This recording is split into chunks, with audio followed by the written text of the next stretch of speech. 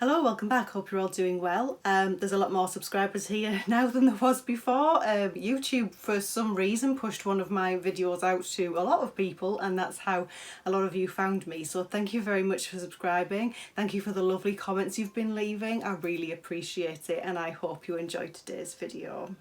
So today's case is drenched in mystery, murder and money. This man's face is infamous around the world, and he is shrouded in mystery. Was this man an innocent person who was in the wrong place at the wrong time, or was he a cold, calculated killer who led the police on a manhunt for over 4 decades? Today's case is about none other than Lord Lucan. George James Patrick Bingham, the 6th Earl of Lucan, married Caitlin Elizabeth Ann Dawson on the 23rd of December 1929, and they had 4 children, Jane, Richard, Sarah and Hugh. The second-born child, Richard John, is the subject of today's case.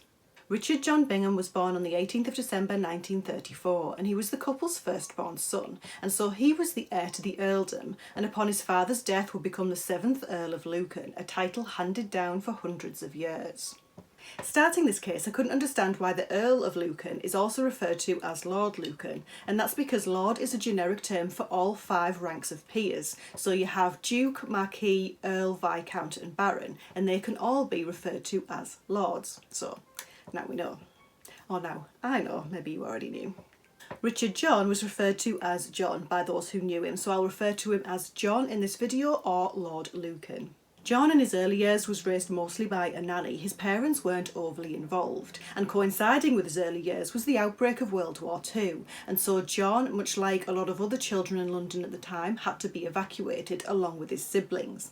First they were sent to Wales, but due to his parents' connections, they arranged for them to be sent to America, which was a much more comfortable alternative.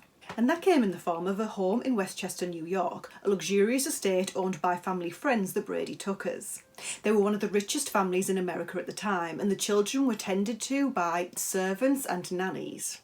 The children were living in the lap of luxury. They wanted for nothing, and John, whilst struggling emotionally with the upheaval and leaving his parents, very much enjoyed this new wealthy lifestyle. It suited him very well. After the war, the children returned home, and they returned to a different way of life. Now, their parents were wealthy, but certainly not on the level of the Brady Tuckers, and this didn't suit John at all. He was not happy with this new norm. He liked living in luxury. John struggled with the adjustment of being back in London, and because of that his mother decided to send him to a psychiatrist. That psychiatrist diagnoses him with detachment disorder, but it has been said that maybe this was them diagnosing John with the first signs of psychopathy. John never took to school. He had a rebellious side, and the formality of a school setting didn't suit him at all, but it was clear that John needed some sort of stability and discipline, and so he was sent to Eton, a very elite and prestigious school, and at Eton John was happier in himself, but for all the wrong reasons. Instead of Eton giving John the discipline that he needed, he just found ways to be the rebel that he was. He would gamble in the middle of the night, and he would run off to race courses to bet on horses for himself and his friends. He got so bad that Eton threatened him with expulsion if he didn't stop. John loved 2 things, money and the thrill of getting money without having to work hard. He once wrote in a letter to his uncle that people who say money can't buy you happiness are either stupid or speaking as a result of sour grapes. So John leaves Eton and he is called up for national service. Now, national service at the time required all able-bodied men between the ages of 18 and 30 to sign up for the army for a period of time, usually between 18 months and 2 years, and it was John's time. Again, John's social standing comes in handy, and he is signed up for the very elite Coldstream Guards. His family had a very long line of distinguished soldiers in their ancestry, being involved in the charge of the Light Brigade and receiving medals for bravery, but not John. He wasn't interested in being a soldier. There was too many rules and regulations. It didn't suit him at all. The army posted John to Germany, and he spent most of his free time gambling. Whenever he got himself into debt, his friend William Shand Kidd would always bail him out by paying off his debts, allowing him to start the cycle of gambling again. John finishes his national service and gets a job at a merchant bank, which is well paid, but it's very monotonous for John. He's not happy that he has to put the work in to get the money. He wants lots of money for as little work as possible. Then John gambles in a game which lasts for 2 days straight, and he ends up winning £20,000, which in today's money is about £400,000. And because of that win, he earns the nickname Lucky Lucan. Straight after this, he quits his job, telling a friend, "Why should I toil in the city when I can earn 10 times my salary in one game?" So now John is living an extravagant and glamorous lifestyle, mostly inside casinos. To attend a casino back then, you had to wear your finery, and only the most elite, richest people could attend. And that suited John just fine. It was exactly the kind of atmosphere he enjoyed. John had a presence. He was tall, dark and handsome, and he had charisma, so of course he became a very eligible bachelor. And that's when he met his future partner in 1963, Veronica Duncan. Veronica Duncan was born in 1937 and grew up in South Africa. She then returned to England, where she attended an all-girls school and went on to study graphic design. Veronica had a sharp mind. She was eloquently spoken with a mischievous sense of humour, although she sometimes suffered with anxiety and depression. After finishing her studies, she moved to London to live with her sister Christina, where she did modelling work and supplemented her income with secretarial work. The two sisters are beautiful society girls, and it's not long before they're noticed.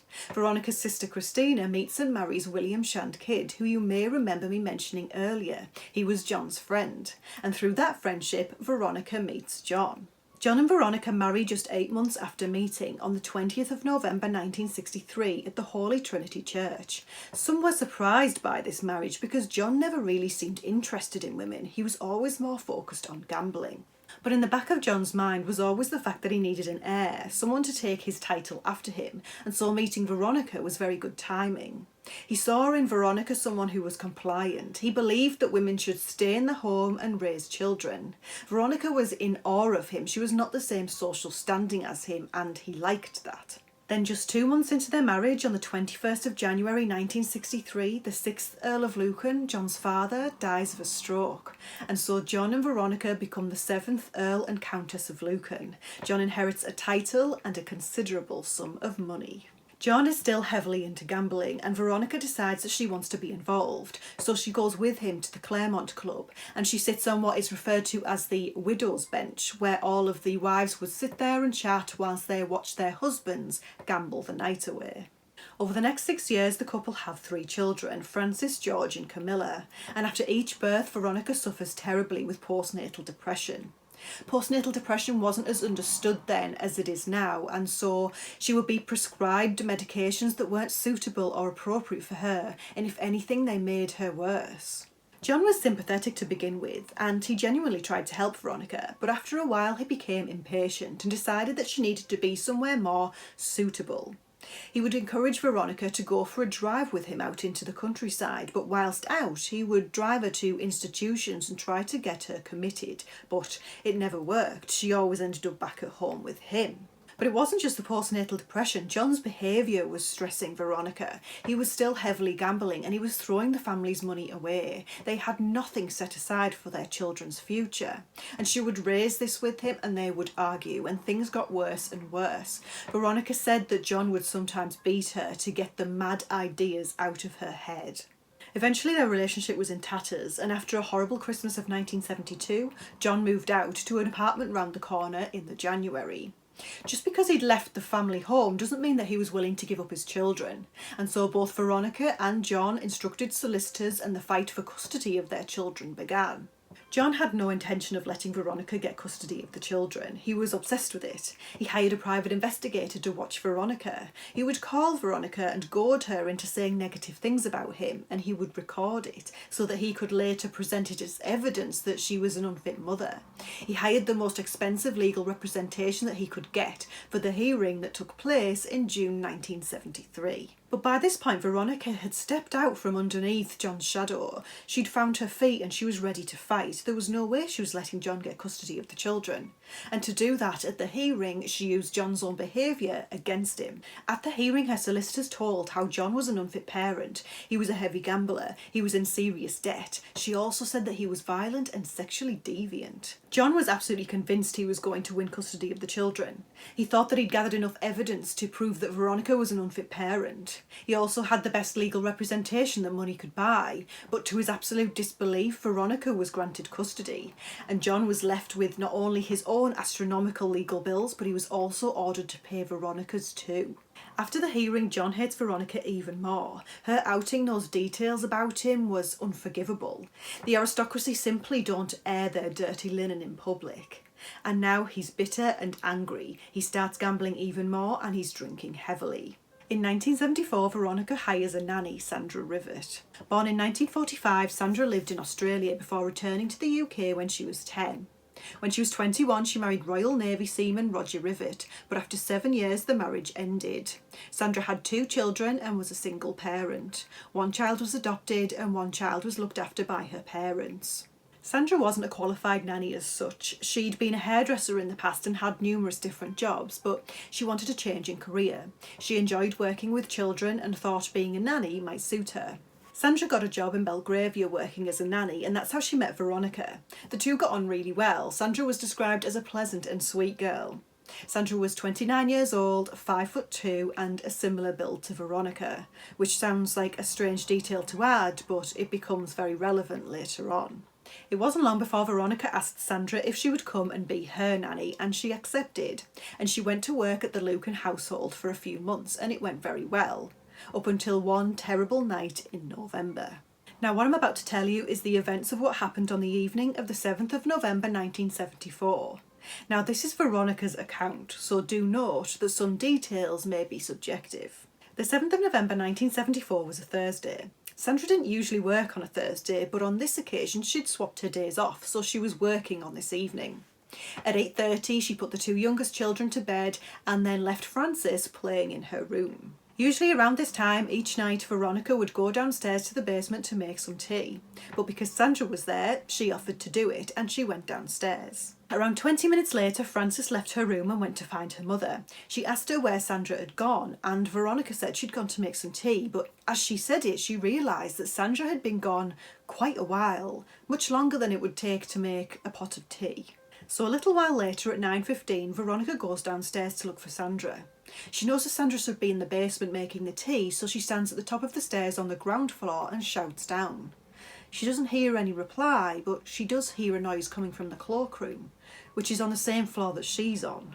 All of a sudden, a figure emerges from the cloakroom and rushes at Veronica. They hit her around the head several times with a weapon that she describes as feeling like it has bandages wrapped around it. The figure then speaks, telling Veronica to shut up, and she recognises the voice. It's a voice that she knows very well. It's her husband, John. Then a struggle ensues, where John sticks his gloved fingers down Veronica's throat and then tries to strangle her. Acting quickly, Veronica goes for the one place that you can hurt a man most and she squeezes with all her might. It works and they both fall to the floor in an exhausted heap. Veronica asks John where Sandra is and he tells her that she's dead. By this point, Frances has come out of her room, and so the couple get up and send her back to bed. They both go upstairs together and John goes to fetch a wet cloth for Veronica's injuries. It's at this point that Veronica takes her chance. Whilst John is out of the room, she gets up and she runs. She runs for her life out of the house and down the street. Meanwhile, patrons of the local pub, the Plumber's Arms in Belgravia, are enjoying a quiet Thursday night drink when a woman bursts through the doors screaming. She is covered in blood and has obvious wounds on her head from an attack, and she is shouting, help me, I've just escaped from being murdered. My children, he's in the house. He's murdered the nanny." The barman in the pub calls the police and an ambulance. Veronica is taken to hospital and needs 60 stitches on her head. The police head over to the house immediately and they have no idea what they're going to find. There could still be a murderer in there. There could be a body in there if Veronica is to be believed. And there's also 3 children in there in who knows what state. They break the door down and they enter. And thankfully all 3 children are tucked up in bed, safe. They make their way down to the basement and they find blood splattered on the walls and a pool of blood on the floor with footprints in it. They also find a mail sack, and inside the mail sack is the body of Sandra Rivet. She has deep wounds to her head that look similar to the ones on Veronica. While searching the home, the police also find a blood-stained length of lead piping with tape wrapped around it, which sounds very similar to Veronica's description of being hit with something that felt like it was wrapped in bandages. A light bulb has also been found, which has been unscrewed from the basement, which means that when Sandra went downstairs, she wouldn't have been able to see her attacker. but that also means that the attacker won't have been able to see her very well either. Whilst these discoveries are being made, the police are walking in and out of the room and in and out of the house. So what started off as a room full of potentially very useful evidence becomes almost useless. Meanwhile, police are gaining entry into John's apartment. He's not there, but what is there is his passport, his wallet and his car keys. His car keys are only there because his Mercedes isn't working. The battery on it has gone flat. Now let's shift our focus over to John and what we believe he was doing whilst all of this was going on. Now we know John's Mercedes isn't working, that the battery's gone flat on it, but John isn't using that car at the moment anyway. A few weeks prior, he'd borrowed a car from his friend Michael. Michael had two cars, a Mercedes and a Ford Corsair. He'd offered John the Mercedes, but John said no, and he took the Ford Corsair, which is arguably a much less noticeable car. And that was the car that John was using on the evening in question. On that evening, John had dinner with a friend up until around 7:45 or 8 p.m, and when it ends, John drives his friend home to Chelsea. He's then spotted at around 8:45 or 9 p.m. at the Claremont by two members of staff. The exact time is unclear, which is a shame because it is around this time that Veronica says her husband is murdering the nanny and then attacking her. Just after 10 p.m, a neighbour and friend of the family, Madeline Florman, is dozing off when her doorbell starts ringing over and over again. She thinks it's local children, so she just ignores it. Then her phone rings and she answers it, and the person on the other side is not making any sense. They sound like they're in a distressed state, so she can't get any sense out of them, so she just puts the phone down on them and goes back to sleep. Later, Madeline said that the caller sounded just like John, and when police attended the house, they found spots of blood on the doorstep. The next contact John makes is around 10:30 p.m. when he rings his mother and asks her to go to collect the children from the house because there's been a catastrophe. When his mother turns up, the police are already there. Next, John gets in his borrowed Ford Corsair and he drives over to his friend's house, Ian and Susan Maxwell Scott, who live in Sussex. It's a good 50 minutes drive, so he arrives there at around 11:30. Ian isn't in, but Susan is, and she's surprised to see him at the door looking the way that he does because he's wearing, in her words, dishevelled daytime clothing that look like they've been stained and something has been sponged off them. Now John tells Susan his side of the story. He says after dropping off his friend, he passes the family home and sees through the basement window that Veronica is being attacked by an unknown man. He immediately runs into the house and slips on a pool of blood. He scares the man off, but Veronica then starts screaming, saying that he's hired a hitman to kill her. He takes Veronica upstairs to get cleaned up, but then he realises that she's run off and that he's looking very guilty stood in the middle of a crime scene, so he decides to leave. He then calls his neighbour Madeline and then calls his friend William Shand Kidd, who doesn't pick up, and then he decides to drive to his friend Ian and Susan's house. After he finishes explaining his story to Susan, he then goes and writes some letters. He writes one letter to William Shand Kidd explaining exactly what he's just explained to Susan, but he also writes, "The circumstantial evidence against me is strong, in that V will say it was all my doing. I will lie doggo for a bit, but I am only concerned for the children. If you can manage it, I want them to live with you. V has demonstrated her hatred of me in the past and would do anything to see me accused. For George and Francis to go through life knowing their father had stood in the dock for attempted murder would be too much. When they are old enough to understand, explain to them the dream of paranoia and look after them." What did he mean by the dream of paranoia? People have never been able to really agree on what he meant by that. What do you think he meant? And also the term lying doggo. I've never heard of that before. It's spelt D-O-G-G-O and it's meant to lay low for a while. And I think I'll definitely be using it in future. Next time the dishes need washing, I will be lying doggo until someone else does them. Another letter to William Shand Kidd mentioned selling some Lucan heirlooms. In it he said where that money should go and what overdraft should be paid off with the proceeds from it.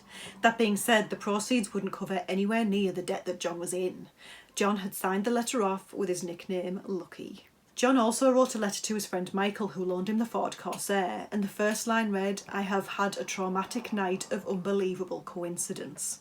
He went on to say that he doesn't think that anyone would believe his story, they would just assume he was guilty, and that all he cared about now was making sure that his children would be looked after. After writing his letters, he calls his mother to make sure that she has his children, which she does. She asks him to speak to the police, but he declines and says he'll speak to them tomorrow. He then hands the letters to Susan and asks her to post them the next day, which she does. Knowing that the police will likely be on his trail by now, John sets about leaving. Susan tries to get him to stay the night and then speak to the police the next day, but John declines, saying that he has to get back. At 1:15 a.m, he gets in his borrowed Ford Corsair and drives away and is never seen again. That was the last confirmed sighting of Richard John Bingham, otherwise known as Lucky Lord Lucan. 3 days later, on Sunday 10th of November, police find John's Ford Corsair. It's parked in a small town called New Haven, around 16 miles away from where he visited Susan 3 evenings before.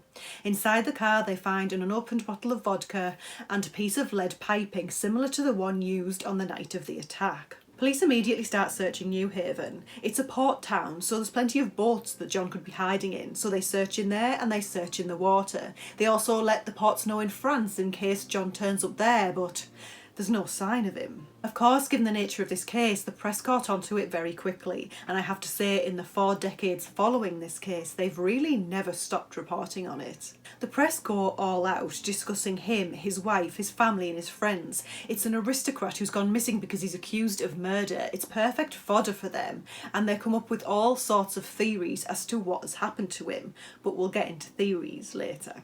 Weeks pass and the police are no further forward in the hunt for John. The press suggests that his friends have closed ranks and are refusing to give away any information. They're just watching the police run round in circles. But John's friends always denied this. William Shand Kidd said, "There was certainly no question of helping him flee. I certainly didn't think he'd done it, and I wanted to get hold of him as soon as possible, before he did something silly like killing himself or running away." Another friend said, "I would have helped John to turn himself in." The inquest into Sandra Rivett's death begins in June 1975, but the information is very subjective. Whilst Veronica is able to give her side by giving her witness statement, all that they're able to take from John's side is the letters that he's wrote and the things that he's said to his friends. Forensic analysis wasn't what it is today, but what police were able to do was to identify the different blood groups at the crime scene, and those blood groups were also found inside the Ford Corsair. But when it comes to a lot of the other evidence at the crime scene, it was pretty useless because, as we know, the police were walking through it and blood would get on the police's clothes and shoes and transfer itself to other places. In terms of Veronica's injuries, the 7 lacerations to her head and the injuries to the back of her throat and her palate were consistent with the attack she described happened that night. If you're wondering if this could have been someone else who intended to kill Sandra, police did look into the obvious suspects such as her ex-husband, but they all had alibis. But they were criticised because some said that they jumped straight to John being the perpetrator and they could have spent more time looking at other potential suspects. Not all signs pointed to John in this case. There were 1 or 2 question marks. For example, John's fingerprints were not found at the crime scene, but that being said, Veronica did say he wore gloves. And also, no one actually saw John leaving the house the night of the attack. They didn't see anyone else leave, but they didn't see John leave either. And you may be wondering about Frances, who was the only other witness on this evening. She was asked to give a statement, but because she was a 10-year-old child at the time, it was a given that the details would be slightly muddled, and they were. Frances said that she'd been in her bedroom watching TV and she'd heard her mother scream, but she thought nothing of it. She thought the cat had scratched her. But then later on, when she came out of her bedroom, she saw her mother and father. Her mother had blood on her and her father was wearing a long overcoat. But Veronica and Susan, John's friend, both agreed that John wasn't wearing a long overcoat that night. Frances only saw her father for a couple of seconds and she didn't see him clearly before she was sent to bed, but she did say that she heard her father calling for her mother and then saw him go downstairs. Now, I mentioned earlier that Sandra had her day off on a Thursday, and Frances in her statement confirmed that her dad knew that Sandra had her day off on a Thursday. And it's likely John probably didn't know that Sandra had changed her night off that week, so she'd be working on the Thursday. It took just 31 minutes for the jury to decide that Richard John Bingham had murdered Sandra Rivets, and the cause of death was multiple head injuries. Now, this did not go down well with John's friends and family. They weren't happy that an inquest jury were able to name him as a murderer, and as a result of this case, the Criminal Law Act of 1977 abolished the right of an inquest jury to name a murderer. The evidence in this inquest was highly circumstantial. It was based around one person's witness statement. The crime scene was muddled by police, and the other person involved wasn't there to give their statement. Granted, he chose to flee, but if his letters are to be believed, then it's because he didn't think he'd get a fair trial. In the years that followed, there were multiple searches for Lucky Lord Lucan, but he was never found. But as with any unsolved mystery as big as this, there was lots of rumours and sightings reported, and those sightings have never really stopped. Now, before I get into the theories, a little nugget of information came out in 2004 from Michael, the man who lent John his Ford Corsair.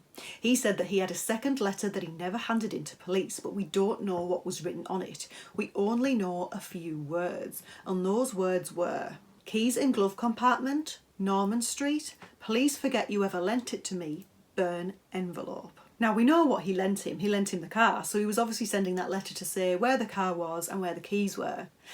The envelope to that letter was never found, but Michael denies having burnt it. But because of that, we have no idea where John sent that letter from, which is exactly what he wanted. So maybe he did burn it. As for Veronica and John's children, after John disappeared, things didn't go that well for them. Veronica continued to struggle more and more with her mental health, and by the 1980s her children were sent to live with William Shand Kidd and Christina, her sister.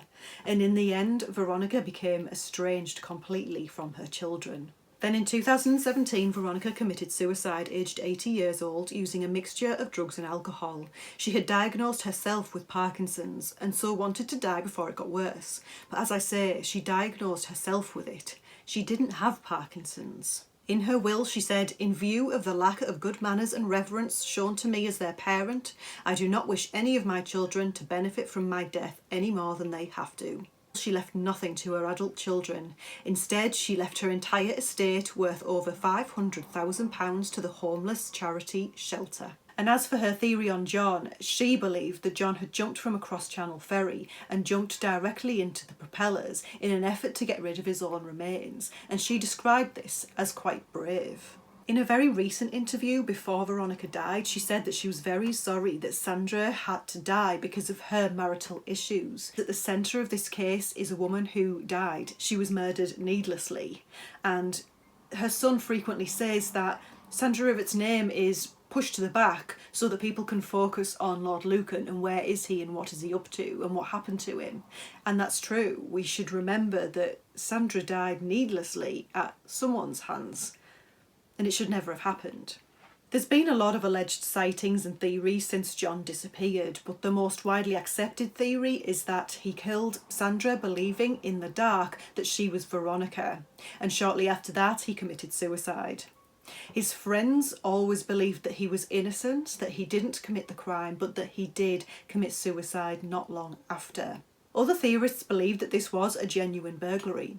The back door was unlocked. There was bloody footprints found around the safe in the basement. There had been attempted burglaries in the past, and no one ever actually saw John leave the house that night. Another theory is that Sandra was the intended victim. Rumour has it that she'd recently rejected a lover, so it could have been him that John saw through the window, and when he ran in and scared the intruder off, Veronica only saw John and jumped to conclusions. This seems unlikely to me. There's a lot of holes in that theory. Another theory is that John did want to kill his wife, but he hired a hitman to do it, and the hitman got the wrong person. So when John turned up to dispose of his wife's body, he found his wife alive, and that's when he had to attack her. There was talk that John had said he needed the family home. He needed to sell it to pay off his debts, and apparently one of his friends suggested that if he got rid of his wife, he'd get that family home back. But there's no evidence that that conversation ever took place apart from one person who said he heard it. There's so many more theories and questions and information on this case. There's far too much for me to cover in one video. So if you are interested, there is more information online if you want to get into the real nitty-gritty of it. So putting aside whether he did commit the crime or not, where did he go afterwards? Here's some theories. Now we know that John had a lot of rich and powerful friends, and we know from the Epstein case that if you have rich and powerful friends, there's really not a lot that you can't do. There's a lot of options available to you. So did his friends help him? One rumour came from the secretary of John Aspinall. John Aspinall was the owner of the Claremont Club and a good friend of Lord Lucan's. She said that she overheard John Aspinall talking to another man about Lord Lucan's escape to Kenya. And then not long after that, she was asked to book plane tickets for Lord Lucan's children to go to Kenya for a visit. Now, people asked Lady Lucan about this, about whether it might be true, and she said that her children were wards of the court. You had to ask permission to take the children abroad, so had they have gone abroad, she would have known about it.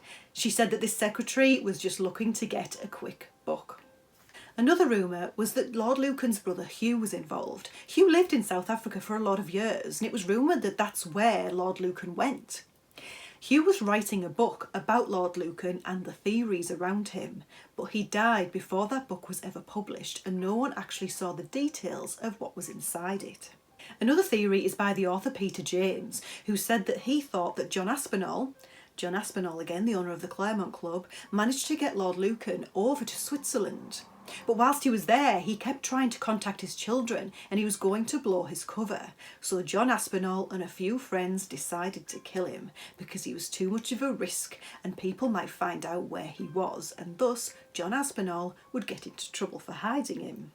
John Aspinall himself, however, believed that Lord Lucan did take his own life, that he got onto a speedboat, tied a stone around his neck and purposefully crashed it. But some journalists have said that whilst they were interviewing him, he would be telling that story and then slip up.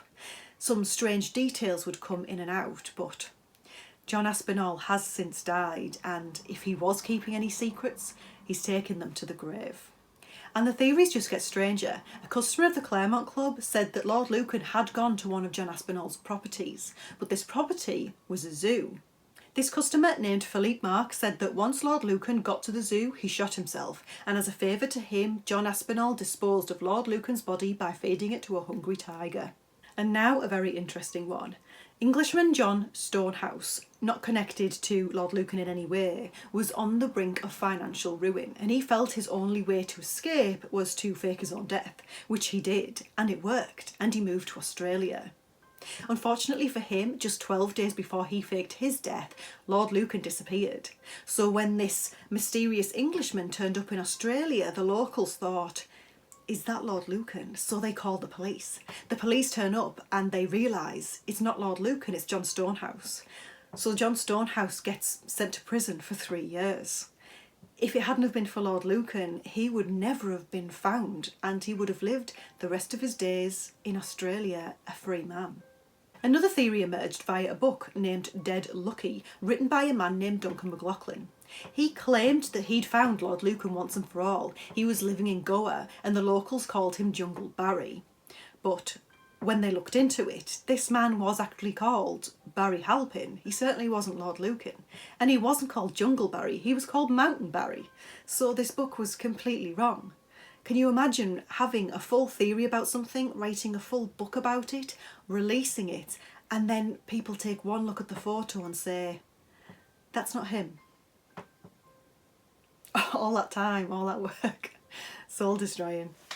Another theory was a man who'd moved from the UK to New Zealand and he was living a very simple life, and the locals thought, could this be Lord Lucan? So as the press flocked in to find out who he was just a man called Roger. He'd moved from the UK to New Zealand after a bereavement and just wanted a quiet, simple, basic life with his pet goat. And we leave the best till last. A man named Giovanni Di Stefano said that Lord Lucan had hired a hitman, but that hitman was Arnold Schwarzenegger. He'd hired him to do the killing, and when he realised that he'd killed the wrong person, he then killed Lord Lucan to cover his tracks. How that one got into the public domain, I have absolutely no idea, but some people did say that the friends of Lord Lucan would throw out different theories just to keep everyone confused and to keep them away from the truth, but who knows? Richard John Bingham, or Lord Lucan, has been reported as sighted all over the world for decades, but there's never been anything that's come close to being confirmed. In 1999, Lord Lucan was declared dead, but it wasn't until 2016 that a death certificate was released, allowing his son, George, to assume his title. But it's not over yet. The most recent theory in 2020 has come directly from Sandra Rivett's son. He claims to have found Lord Lucan in Australia. He says this man is a housebound Buddhist living in a large detached house, and witnesses have confirmed that an old Englishman who looks like Lord Lucan lives at the house.